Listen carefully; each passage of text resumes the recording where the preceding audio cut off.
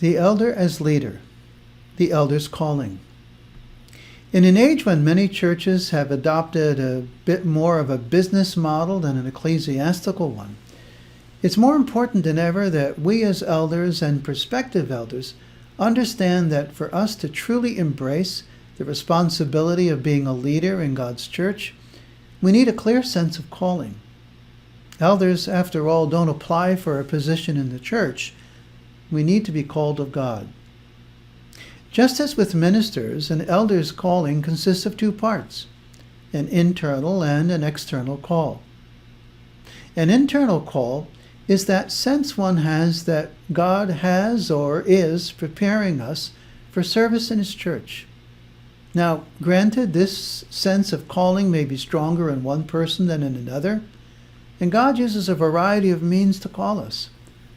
God sometimes impresses upon us scripture passages or maybe sermons to either awaken or to strengthen this sense of call.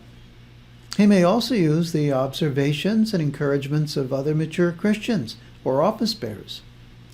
Providential leadings in the past may further indicate God's preparing us for this work. But as the name implies, the internal call takes place within us.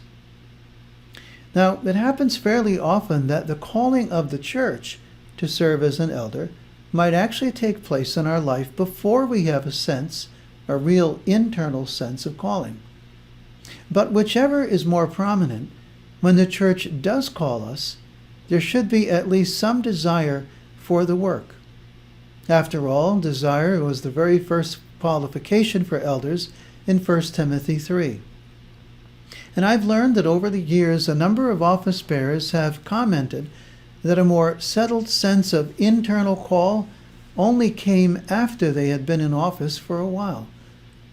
The Lord knows what's best for each man. Now, what about the external call? The external call comes when the church recognizes in someone a fair measure of the qualifications Scripture requires. These are the ones we considered earlier. One of two processes are typically used by churches to nominate men to be elders. Because of the possibility that a man nominated to office will give lawful reasons why he might not be able to serve, the process should begin well in advance of the time when members need to vote. Most often, a consistory will present double the number of nominees needed for the vacancies, or if they want to expand the eldership, even more. In smaller churches, or under extraordinary circumstances, the consistory instead might choose to present a number equal to the need, and then call simply for what we would call an affirmation vote. That is, a vote whether to approve or not approve the nominee. Either way, the external call is validated through the means of the vote of the members. This whole process is reflected in the very first question asked of the elder at his ordination. Quote, "And in the first place I ask you, whether you do not feel in your heart that you are lawfully called of God's church, and consequently of God Himself, to this your holy office." Now, only for the most serious of reasons, supported by a clearly scriptural rationale, should a man decline a call to serve God and His church. Some consistories actually ask the nominees ahead of time regarding any potential disqualifying factors, and then the consistory votes whether to sustain those objections or to go forward with his nomination. Reflecting on one's call. What is the value of having an internal or external call to the office of elder? Our work as elders, as you can imagine, can be very rewarding, but it can also be quite daunting. Sheep, after all, wander, and so do our own hearts. And our North American culture is not becoming more sympathetic to the Christian faith, but actually less so. Being called of God to our office is something we complete upon in times of need, times of discouragement and difficulty. From Moses to Paul, we see office bearers in Scripture pleading the Lord's call in their lives as that which he gave them, and not only gives them the authority, but actually gives us the ability to do the work of our office. We may plead the same way. The member's role. The discussion of calling so far has centered on the man himself being called. In Reformed church government, members also play a part. Even though the consistory nominates men for the office, the members need to choose or affirm the nominees before their ordination or installation. Some consistories actually send out a printout of the biblical qualifications with brief explanations before the voting takes place. That actually helps the members to assess the nominee's fitness for office. The same qualifications should be reviewed every year by the consistory prior to nominating men for the offices. Approbation.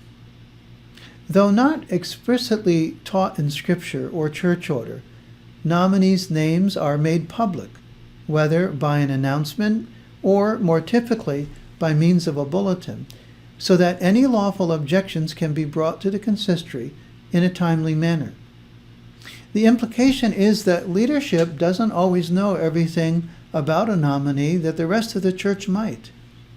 This also gives time for prayer and a careful comparison of the nominees over against the qualifications. In most Reformed churches, members vote for both elders and deacons.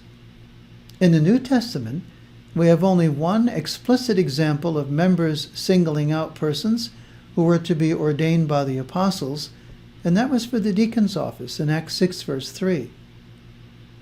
In his Institutes, however, Calvin translated ordained in Acts 14:23 more literally, a show of hands. He suggests that a form of approbation for elders by the church was already customary in New Testament times. After the members vote, it's again typical for names of those elected to be published for a couple of weeks. That gives a final opportunity for lawful objections to be brought.